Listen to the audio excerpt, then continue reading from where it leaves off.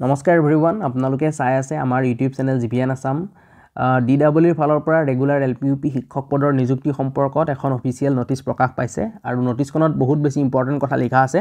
আপোনালোকৰ বাবে ইম্পৰ্টেন্ট হ'ব মেবি এই ভিডিওটো গতিকে ভিডিওটো আপোনালোকে হেকলৈ চাব ভিডিওটো শেয়াৰ কৰিব আৰু যদি আপোনালোকৰ কিবা সুধিবলগীয়া থাকে তেন্তে কমেন্ট বক্সত আপোনালোকে কমেন্ট কৰি সুধিব বহুদিন ভিডিও দিব পৰা নাছিলো তাৰ বাবে দুখিত অলপ শাৰীৰিক অসুস্থ আছিলো এতিয়াৰে পৰা আগৰ দৰে আকৌ পুনৰ ভিডিও দিয়াৰ কাৰণে চেষ্টা কৰিম এতিয়া কথা হ'ল যে যোৱা 8 জানুৱাৰীত দুখনকৈ অফিচিয়েল এডভাৰটাইজমেন্ট প্ৰকাশ পাইছিলে আৰু এই সম্পৰ্কত ডিটেইলছ ভিডিও আমাৰ এই ইউটিউব চেনেলত দিয়া আছে আপোনালোকে যদি চোৱা নাই মই ডেসক্ৰিপচন বক্সত ডিটেইলছ ভিডিওটো দি দিছো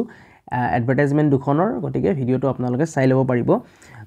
8 জানুৱাৰীত যি এডভাৰটাইজমেন্ট প্ৰকাশ পাইছিলে এলপিইউপিৰ তাত টোটাল পোষ্ট আছিল আপোনাৰ 4500টা মানে 4500টা পদৰ বাবে আপোনাৰ এডভাৰটাইজমেন্ট প্ৰকাশ পাইছিলে আৰু ইয়াৰ ভিতৰত আপোনাৰ এলপিত আছিল 2900টা পোষ্ট আছিল আৰু ইউপিত আপোনাৰ 1600টা পোষ্ট আছিল এই কথাখিনি আপোনালোকে জানে আৰু ইয়াৰ অনলাইন এপ্লাই আপোনাৰ 15 ফেব্ৰুৱাৰীৰ পৰা আৰম্ভ হোৱাৰ কথা আছিল কিন্তু কিছু বিশেষ কাৰণত আপোনাৰ 15 ফেব্ৰুৱাৰীৰ পৰা অনলাইন এপ্লাই আৰম্ভ নহয় আপোনাৰ এই ডেটটো ৰিশিডিউল কৰা হৈছে এতিয়া আপোনালোকৰ এই 4500টা পদৰ বাবে যি অনলাইন এপ্লাই হ'ব হেতু আপোনাৰ অহা 3 মাৰ্চৰ পৰা হ'ব আৰু এই কথাখিনিয়ে আপোনাৰ এই অফিচিয়েল নটিচখনত লিখা হৈছে গতিকে যি সকলে মানে ওয়েট কৰি আছিল যে এই 4500টা ৰেগুলাৰ এলপিইউপি শিক্ষক পদৰ বাবে আমি এপ্লাই কৰিম 15 ফেব্ৰুৱাৰীৰ পৰা তেওঁলোকে ওয়েট কৰিব লাগিব 3 মাৰ্চলৈকে 3 মাৰ্চৰ পৰাহে আপোনালোকে অনলাইন এপ্লাই কৰিব পাৰিব গতিকে এটো এটা বহুত বেছি ইম্পৰ্টেন্ট আপডেট হয় বাকি আপোনাৰ যিখিনি টাৰ্মছ এণ্ড কন্ডিশন আছে এডভাৰটাইজমেন্টত থকা হেখিনি আপোনাৰ সেম থাকিব হেখিনিৰ কোনো ধৰণৰ চেঞ্জ নহয় এতিয়া বহুতে হয়তো এটো কথা ভাবিব পাৰে যে যেহেতু আপোনাৰ ষ্টাৰ্টিং ডেটটো অনলাইন এপ্লাইৰ এক্সটেন্ড কৰিলে এতিয়া যেটো শেষৰ ডেট আছিল অনলাইন এপ্লাইৰ তো এটো আছিল আপোনাৰ 31 মাৰ্চ আছিল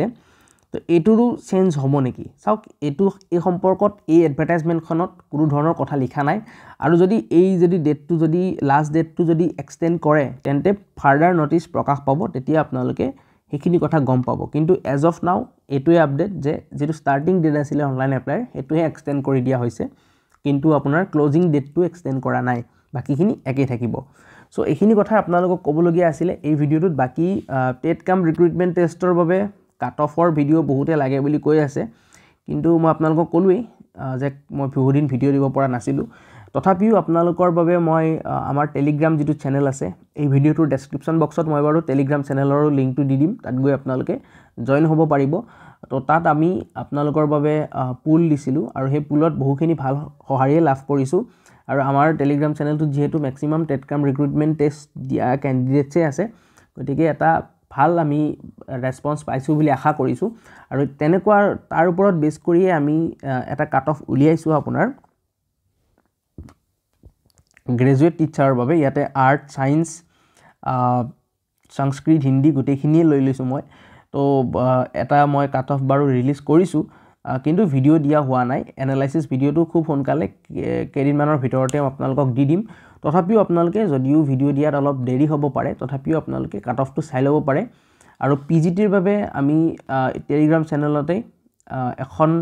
গুগল ফৰ্ম দিছো সেই ফৰ্মখনৰ জৰিয়তে আপোনালোকে আপোনালোকৰ মাৰ্কছখিনি তাত দিব পাৰিব তাৰ পিছত আমি এটা কাট অফ